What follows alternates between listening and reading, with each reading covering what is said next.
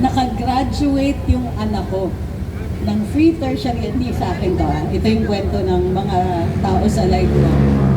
Nakagraduate, yung isang follower ko, nakagraduate ang anak niya, free tertiary education. Nagbago yung buhay ng pamilya nila, umangat sa kahirapan. Yung isa, kapatid niya, adik dati, naging presidente si Duterte, wala pang ginagawa, pumasok sa rehab sa tindi ng takot. Maganda na ang buhay, may pamilya, may trabaho, wala na ang droga. Kwento naman ng iba, kapitbahay, nalulong sa droga, kinakawawa yung mga anak, ano nangyari?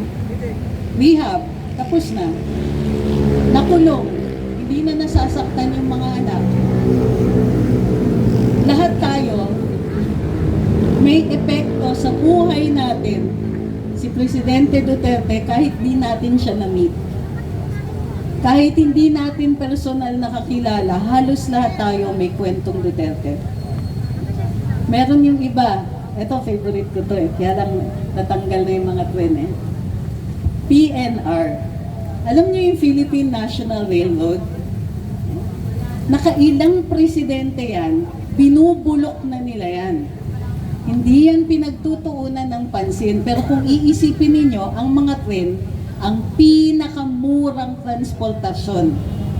Sinong nakikinabang sa train? Yung mga mahihirap. Yung mga nakatira sa probinsya, tulad dito sa South, nakatira sa Laguna, makakatrabaho dito sa Metro Manila, ang pamasahe, 23 pesos lang.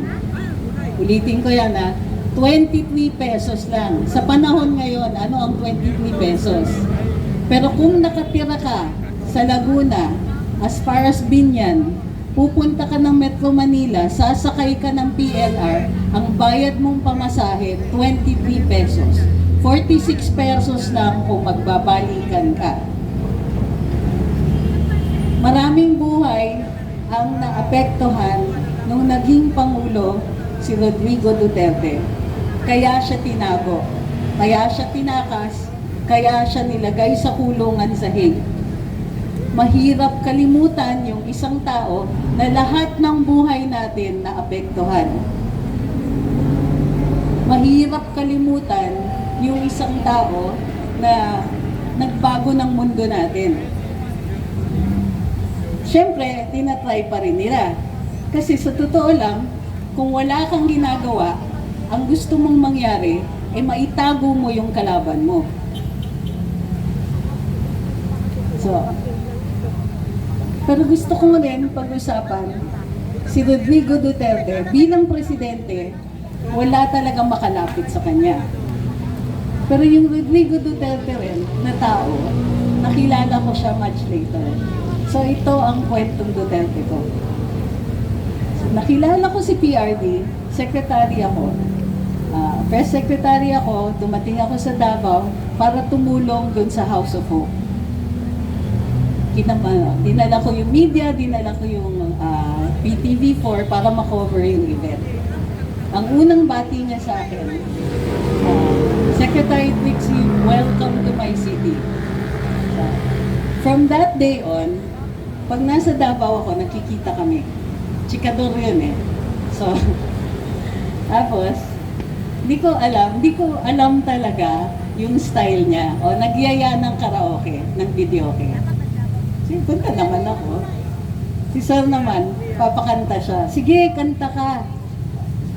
Wala naman masyadong tao. Di sige, kanta tayo. Noong una, isa lang. Pagbaba ko, after one song, pinabalik ako. Hindi pwedeng isa lang. Okay, sige sir, balik ako, kanta na naman ako.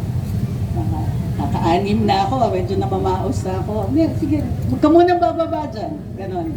Okay, after 7 songs, sabi ko, uy, hating gabi na, siguro pauwi na ako nito. Nagpakanta pa ng iba, nagpakanta pa ng iba, nagpakanta pa ng iba. Alas 3 ng umaga ka na ako, uwian na sir. Sabi niya, tapos na ba kumanta lahat? Oo daw, sir. O siya nakakanta. Diyos ko, antok na ako. Yung pala, pagkakanta si sir, para siyang nag-a-album launching. So, 12 songs.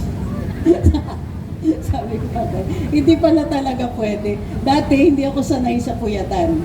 So ang kwentong Duterte ko, natuto ko ng puyatan. Kasi sa trabaho rin naman sa gobyerno, 2:00 ng umaga ako gumigising. So ang saya-saya ko na pag pumupunta akong Davao, hindi na ako kalihim ng press. Dahil hindi kakayanin yung ganong klaseng puyatan. Pero ganun siya. In between naman, lahat ng mga kanta na yon, daming kwento. So, much later, so ito yung banding namin. Pakakantahin ka niya, tapos kakanta siya. In between all that, minsan may chikahan kami. One time, pinatawag siya sa Senado. Dito ako kinabahan eh. Pinatawag siya sa Senado, nag-usap kami sa phone. Pinag-usapan namin ano yung mga possible na tatanungin. Nung tapos na yung usapan namin, ito yung favorite part.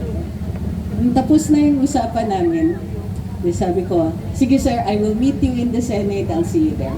So sabi niya, sige, padating na ako sa Davao siya po time. Pero ang sabi niya sa akin, after all of that talk, Attorney Trix, yes sir, thank you for your friendship. Grabe yung taba ng puso ko, parang sasabi. Sabi ko, wala naman ako masyadong magawa. Pero yung tulo ng luha ko pagkababa ko ng telepono, ganun siya. Kahit sino ka, kahit saan ka nang galing, ituturing mo siyang kaibigan. Pero more importantly, tuturing ka niyang kaibigan. Ang usapan yun eh. Tayo, syempre, Tatay Digong. Lahat tayo nakikitatay Digong. Pero yung masabihan ka, salamat kaibigan tayo. Yun ang kwentong Tatay Digong. Huwag po natin siyang kakalimutan.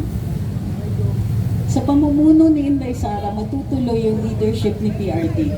Wala akong kaduda-duda doon. May bonus pa. Kasi, di ba ang sabi ni Tatay, naku, mag-ingat kayo dyan. Kasi mas stricto si VP Inday. At sa panahon ngayon, na araw-araw nakakakita tayo ng katiwaligan, nasanay tayo sa isang gobyerno na anong ginagawa? Wala.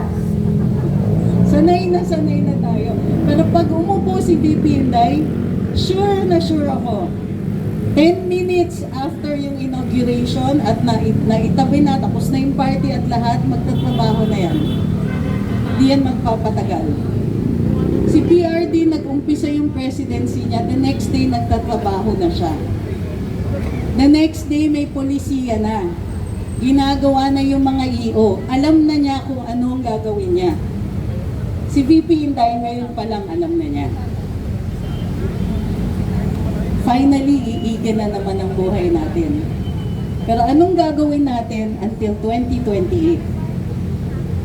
Anong kailangan natin gawin until 2028? Number 1, huwag natin pabayaan na makalimutan lahat ng mabuting nagawa ni PRD bilang presidente. Ito ang best campaign para kay VP Inday. Araw-araw sisiraan nila si VP. Kiber, andyan pa lahat ng gusali, andyan yung mga polisiya ni PRD. Makikita mo yung mga taong gumraduate ng free tertiary education sa ilalim ng pamumuno niya. Mga taong na zero billing sa ospital dahil sa kanya. May mga taong naglalakad ngayon, buhay, dahil sa healthcare ni PRD. May mga tao ngayon na nagbago ang buhay nila dahil naangat ang pamilya. May mga tao ngayon na nakatapos. May mga tao ngayon may trabaho. May mga tao ngayon na hindi na addict dahil kay PRD. Kailangan ibalik natin yung panahon na safe na naman tayo maglakad sa kalye. Kung magyayari lang yan, pag siniguro natin na manalo si Inday. So ngayong araw na ito, tandaan natin, magbigay tayong pasasalamat dun sa isang taong nagbago ng mundo natin. Huwag natin siyang pabayaan makalimutan. At muli, batiin natin, sana marinig niya, sana umabot. Happy birthday, Tatay Digong. Maraming salamat po.